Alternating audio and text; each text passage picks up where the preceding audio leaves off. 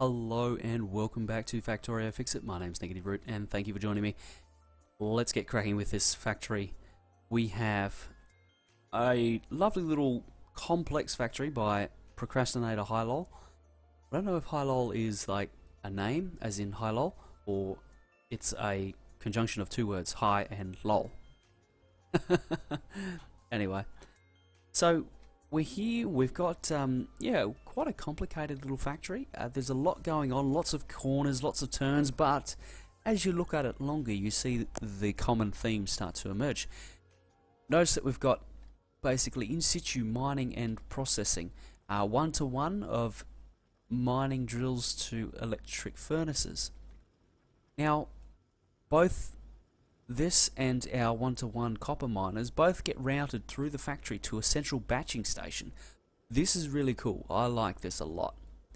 Right, so this is some great buffer storage.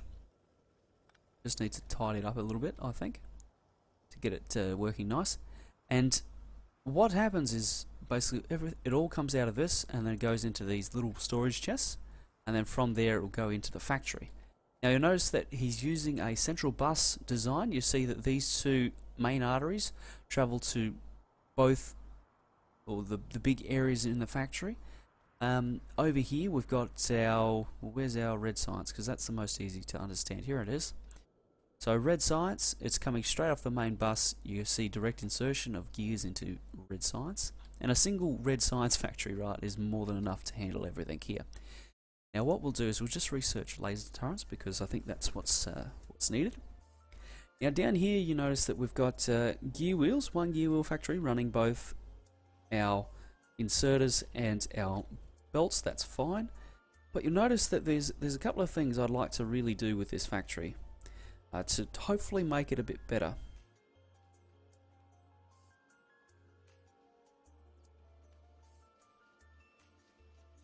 Wow. Let me just show you something here. So right, it comes down here to these green science factories, and then it gets split off using a poor man splitter, and split up here to do the blue inserters. That's some ingenious routing right there. Absolutely ingenious. So we're going to see if we can fix it or break it, depending on how you look at things. So what we're going to do is very, very simple. Okay, we're going to delete these because these I don't think is needed. Whoa, moving, too many belts. Right. Okay, wonderful.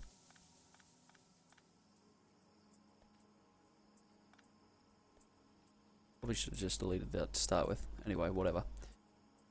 Because what we can do here is we can stick everything onto the same belt and get it into this factory. And then what we can do...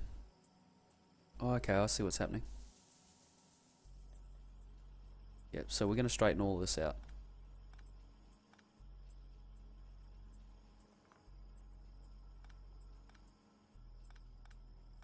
Right. We'll keep the bare bones, right? So we got that, we got that. Now what we need is a splitter. Of course we need a splitter. This is me playing after all.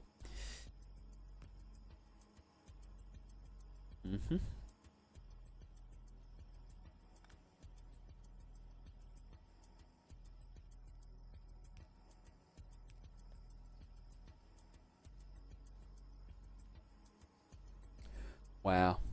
Absolute spaghetti. Will that reach? Yes it will. Wonderful. That's what we're doing. That's where it's at. Okay. Anything to reduce spaghetti is generally a good idea. Actually, I probably should have kept that there, because that will nicely deload this belt for me. Okay, there we go. So that I'm fine with. Now that's laser turrets. We're going to need a logistics system as quick as possible, because that will be something that really alleviates the spaghetti in this factory.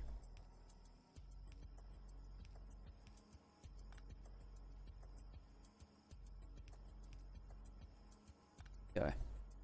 There we go. That will get it onto one belt for us. All we need to do is get the green science up here. So what we'll do is we'll come this side of the assemblers. We'll go with these, come out and out, like this.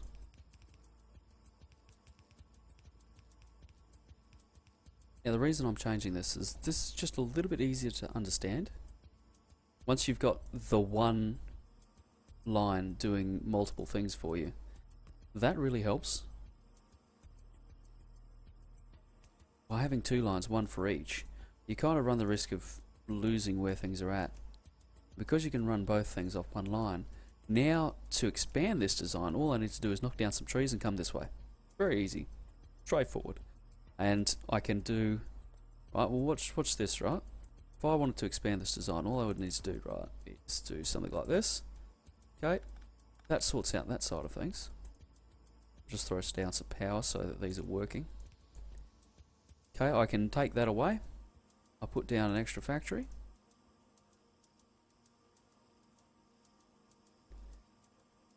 Let's pick this up for a moment. I'll put down an extra factory after I get rid of some trees. There we go. Output onto a belt. It can dual insert. Well, I'll demonstrate it actually. That's what I'm here for, isn't it? Stop being lame and do my job properly. That probably needs to be here.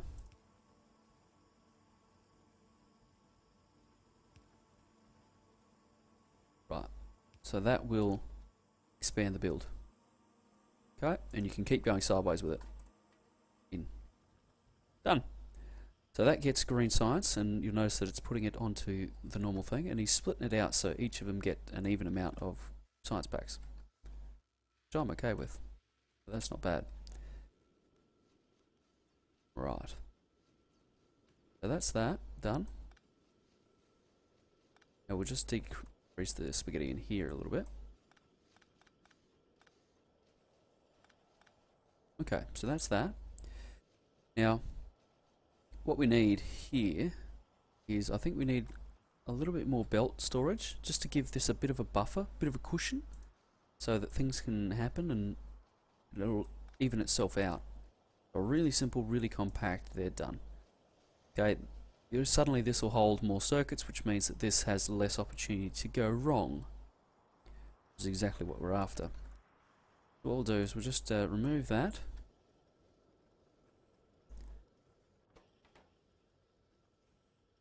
Same thing but different. Now this, what is this waiting for?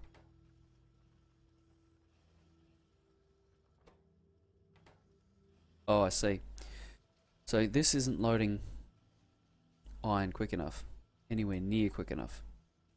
So what we'll do, we'll just change this design a little bit. Make sure this is working really nice. Okay.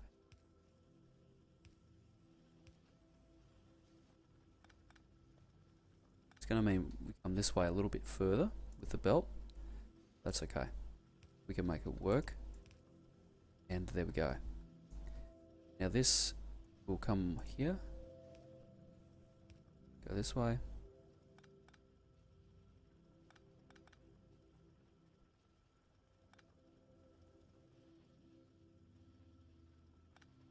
Go underground to here.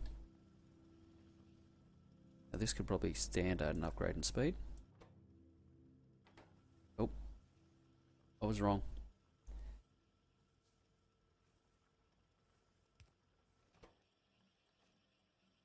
Okay, that's just too slow. That's the long and the short of it right there. Actually, that's not what I want. That's probably a little bit better. Okay, so that's kind of this area of the factory sorted out largely. That's it's increased our production of inserters. Notice that we've got a lot of line storage though, so that's okay. Now, the one thing I'd like to see here is a little bit of. Let's see here is that for starters. Because later in the game, what we're going to do is we're going to add in logistics system, and that is going to require both fast inserters and smart inserters. Now, let's move right along. this is a really nice little build.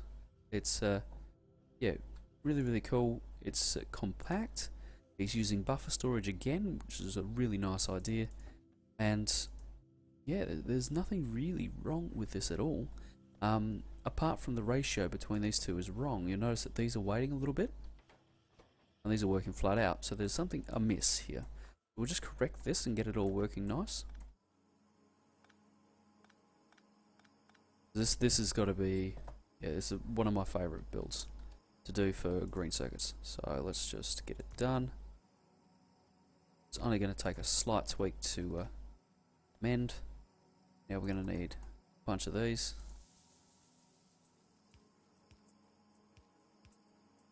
Right, that. Come down here. Go there. Go there. Right, we'll just cancel that for a moment. Go copper cable, copy and paste. And what we need to do is just straighten this line out a little bit. Just change how the resources are moving. Okay. 3. Off we go.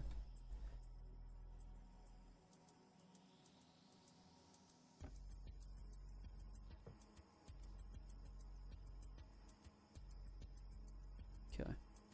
Out. Actually, what we need to do, right, is I'll add in a different buffer storage idea. Go direct into chess. Oh dear. Yeah. Rightly so too. Notice that I'm playing on the experimental build so that good old chess explosion doesn't happen anymore. Okay. This is much better way of doing it. Okay, done. Okay, inherent buffer storage, so you can just switch these with switch them with your logistics network, and this build is expandable. The only issue you're going to find is though that you won't be able to run many more. Getting enough raw materials into these factories is pretty hard work. You can never have enough circuits, so I'm going to let that run free and run flat out. Now, coming down here, notice we've got our processor unit factory, which is nice. That's restricted. Again, I wouldn't restrict any of these circuits. Let them run wild. When you get to logistics network, then you would look at restricting them down to a logistics network condition. So restricting, say, these to 5,000 or something, and these to, say, 3,000, and blue circuits to, say, 1,000 or 1,500. Until that point, though, you know, go nuts. You're never, ever going to have too many of them.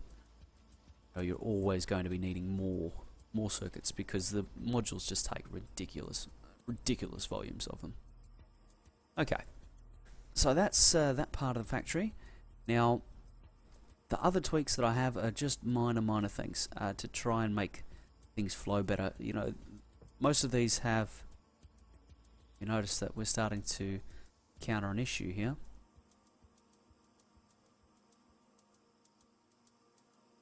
Okay. What we'll do is we'll just split here. Grab a splitter. Now I'm going to need to sort this. So there is 2 ways of doing it.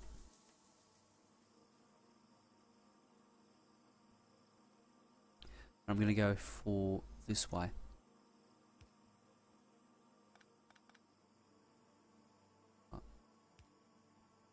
Oops. That's going to grab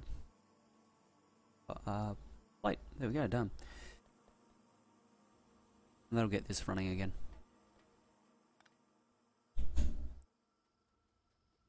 This can possibly be delimited to, say, 800. Right. Now that'll run all of that very nicely. I'm none too concerned about that.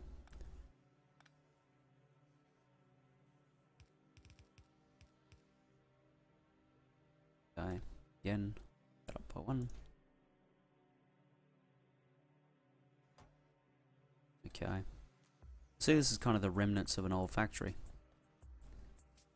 Now there's no steel processing, so you'd want to set up something you can deal with there. I think that the first, as the game continues, the first thing you'd want to do is kind of straighten this out and get it into straight lines. So have like iron coming in and like copper coming in. Have a batching station for sure. You know, just run it off a straight line, and then have two lines, just one of copper and one of iron, moving through the factory. Unfortunately, the factory's been designed with one line in mind, which is a bit of a pain, and it will become more of a pain moving forward, because you can't, once you've got two things on a line, that's it, they're on the line, you can't really do much with them without getting fancy and really screwing around with designs that are fairly advanced. So keeping it really simple. Alright, here is another common mistake. You'll notice that the compression is all everywhere. So what we can do, okay, to get this to work right, just delete this, delete this, delete this. Okay, we go the other way. Instead of thinking, oh, this has got to go under that one, you think, okay, well, I'll take this one under instead. Whilst this is the main line, it can go under. That's fine. Now, there we go. Notice that our green circuits are finally starting to pressurize, which is nice. And we've got plenty in storage. So you notice that we're producing about 160. This build is good for, I think, about 200. 200 a minute? Well, actually, no, it would be 240. It's good for 240 flat out. Oh, and there's a reason it's not going flat out. Here's a biscuit. Okay. That'll be going flat out now, or close to it. Yep, so that'll increase. Now, that little graph that I'm looking at is actually the production menu. So you press P to have a look at it and see what is happening. So you can see that we're making about 300 green circuits a minute. Now that also includes some that are being made down here. Okay, it's not just these two, because this is good for 240. Now we'll just continue to have a look around the factory and see what's happening. Okay, so this is the beginnings of a logistics robot factory. There will need to be something happen here and probably routed down here. The logistics robots, right? You're going to need flying robot frames first, and that's going to take batteries, circuits, steel. And we've got all of them in the general vicinity, so you can, if you can get this over here, you'll be okay. We just need this, this, and that down here. Make the frames. Oh, as well as these. That'll make the frames. And then once you've made the frames, the actual logistics robots themselves are easy because you've got the red circuits right here. Now what we need to do, just need to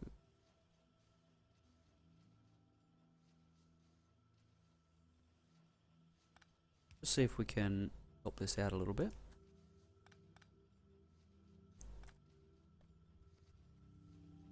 Yes, we're going to rebalance it.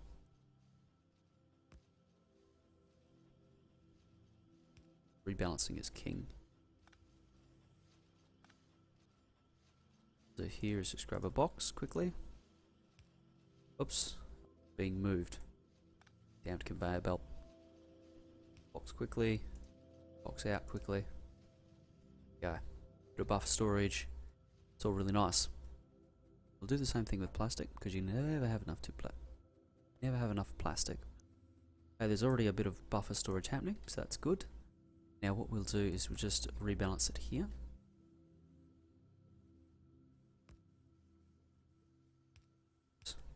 Okay, done. Plastic. Go. Now just having a little bit of extra resources on the line can often go a long way to helping. When you got a little bit of storage there, things can happen and things will continue to run for a bit, and it kind of it makes your let me explain it like this. Like, it increases the inertia of your factory. So if your factory is doing a certain thing, it'll increase its tendency to want to continue to do that thing. So if it's if it's running nicely, it's producing lots of each resource, then the tendency will be actually for it to continue to do that when you've got plenty of buffer storage and a few other bits and bobs. It's when you don't have that your factory can go downhill quite quickly. So you can find that problems become big problems very fast.